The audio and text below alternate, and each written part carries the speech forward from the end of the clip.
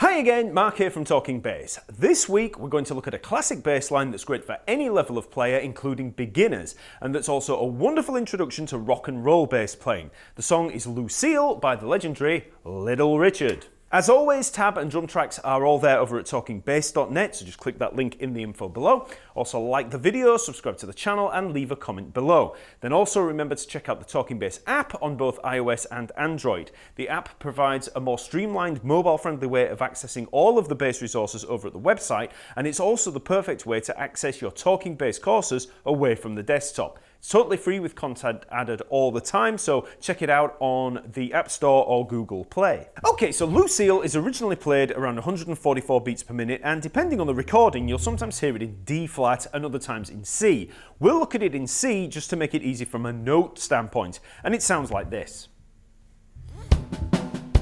1, 2, 3, 4.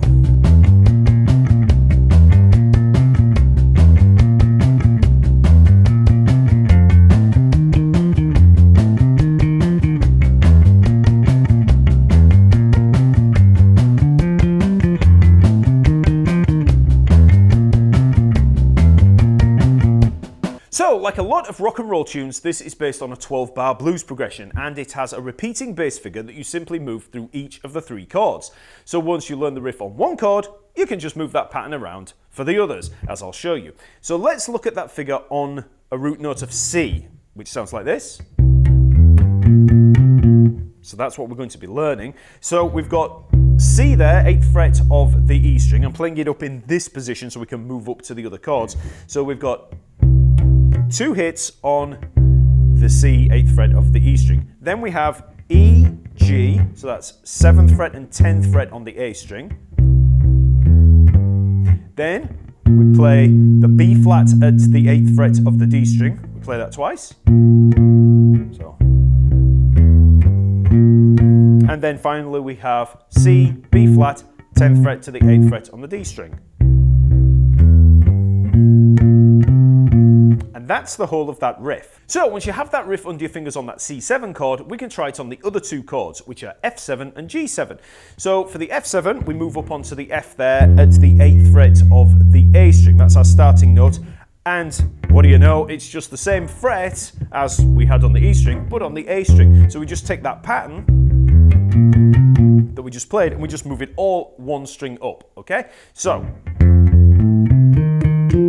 that's going to be the 8th fret on the A string, then we've got the 7th and 10th frets on the D string, and then the 8th and the 10th frets on the G string.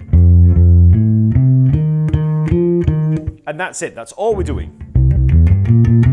Shifting it up. Then for the G7, all we've got to do is take that pattern from the F7 and move it up 2 frets. So.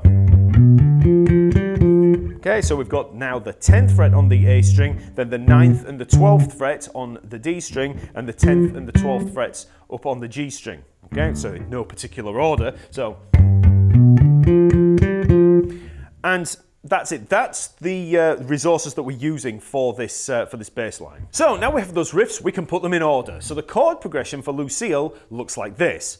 We have C7 for 4 bars, F7 for 2 bars, C7 again for 2 bars, then G7 for a bar, F7 for a bar, and finally back to C7 with a turnaround on the G7 in that final bar. So all you have to do is read through this, but most of you will probably be able to feel it if you've heard this song any amount of times, or if you've already played through blues progressions before. So in terms of the ordering, we just play C7, the riff there, 4 times.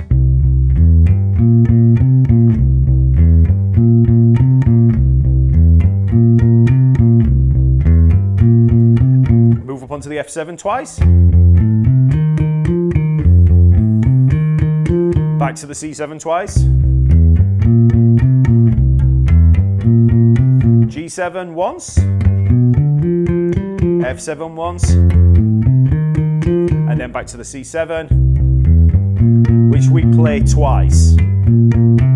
Okay, so we're actually playing that C7 twice, even though sometimes the chord does move up onto the G7 for that turnaround. Okay, so that's the whole of it. So you just need to get those riffs, follow along with that chord progression or play along to the track, and just get used to putting them in that order. Now, from a technical standpoint, there are just 2 things to point out. First of all, we'll be using alternate picking. okay? And we're starting with the middle finger, okay? So that's the second finger there. So just think 2, 1, 2, 1, 2, 1, okay? So as we start, middle finger, index, so just middle finger, index all the way through.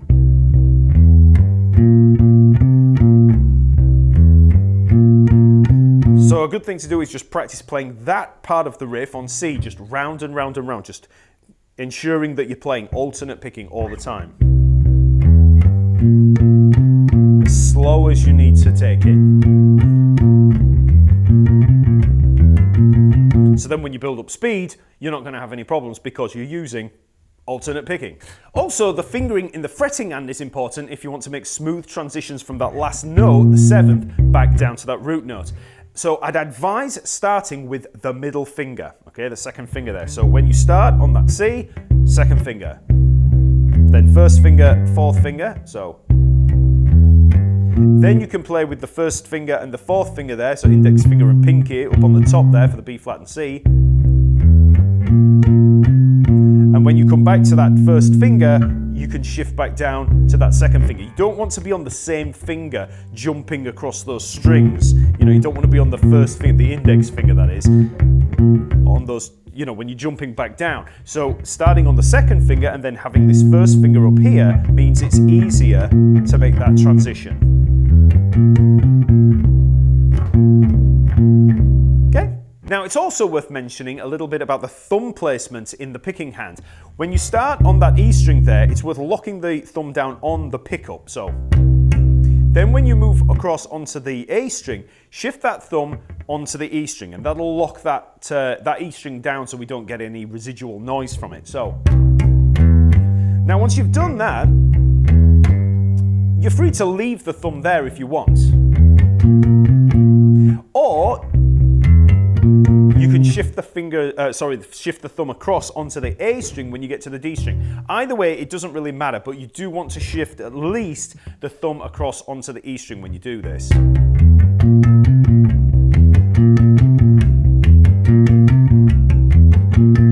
Then when you get to the A string,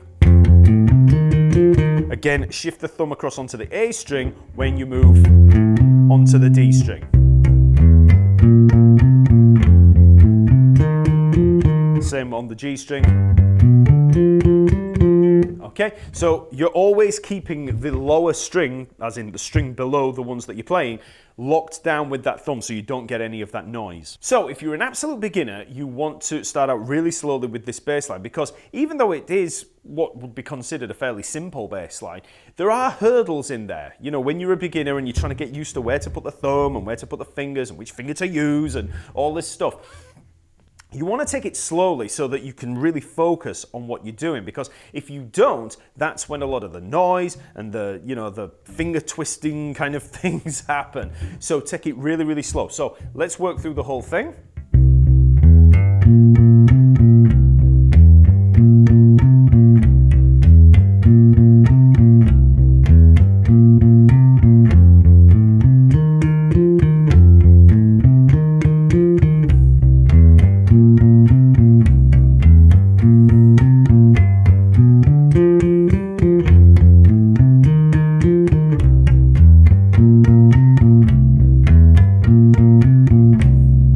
So once you have that under your fingers, you can build up speed, and then eventually you can try it with the drum track, which sounds like this. 1, 2, 3, 4.